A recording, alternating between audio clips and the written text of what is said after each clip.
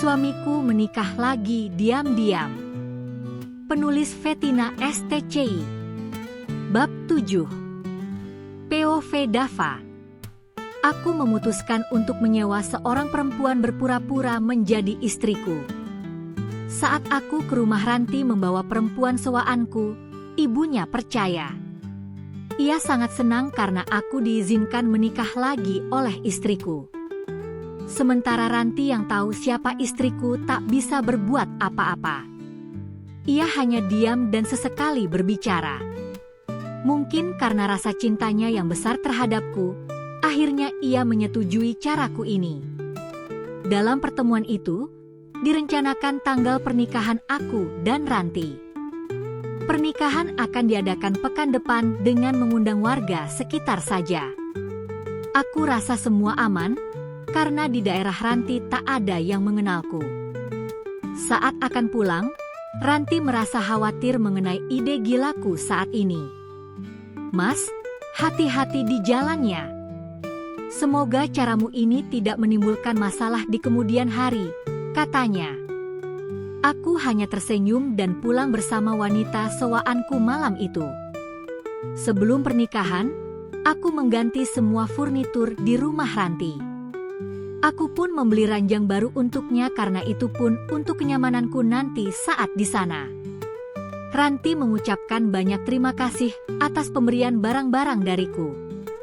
Aku pun memperbaiki rumahnya, setidaknya agar tidak bocor saat ditempati.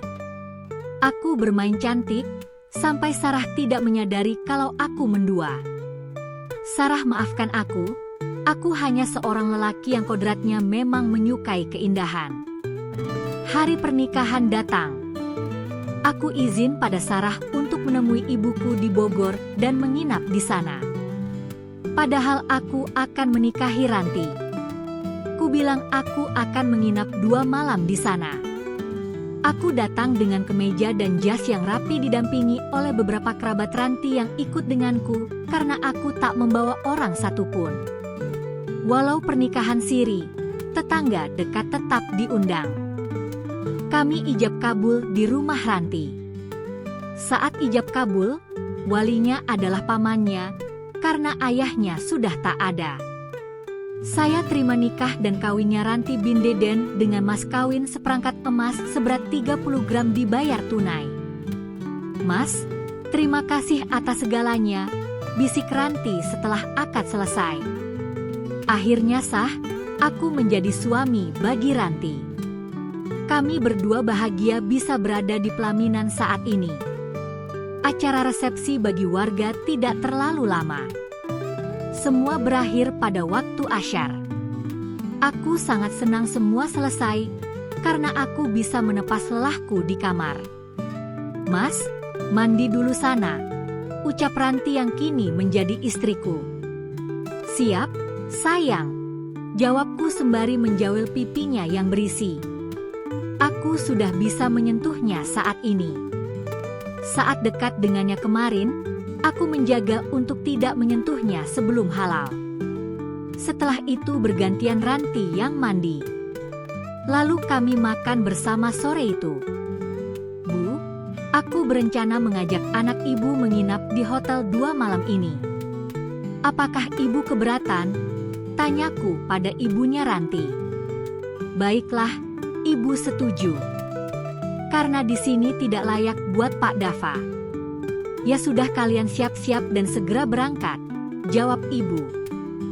Hal ini merupakan kejutan bagi Ranti karena ia tak tahu sebelumnya kalau aku akan mengajaknya ke hotel.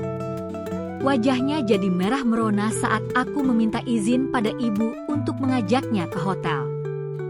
Kami pun melakukan perjalanan ke sebuah hotel berbintang 5. Aku sudah siapkan segalanya untuk aku dan Ranti 2 malam ini. Saat status kami sudah suami istri, hubungan kami di kantor biasa saja. Kami tak menunjukkan kebersamaan. Aku memintanya untuk bersikap biasa saja. Saat ini aku membangun sebuah ruangan menjadi sebuah kamar di dalam ruanganku. Rencananya untuk aku dan Ranti bermalam di sini jika kemalaman. Aku sudah menyiapkan baju tidur untukku dan untuknya. Kusimpan di laci kerjaku karena ruangan belum jadi. Namun, ketika ruangan sudah jadi baru-baru ini, sudah ada tempat tidur dan lemari. Lemari juga sudah kuisi baju tidur baru serta ada sepatu baru untuknya. Semua tak bisa digunakan karena Ranti memutuskan berhenti bekerja dan sudah pindah ke Bogor.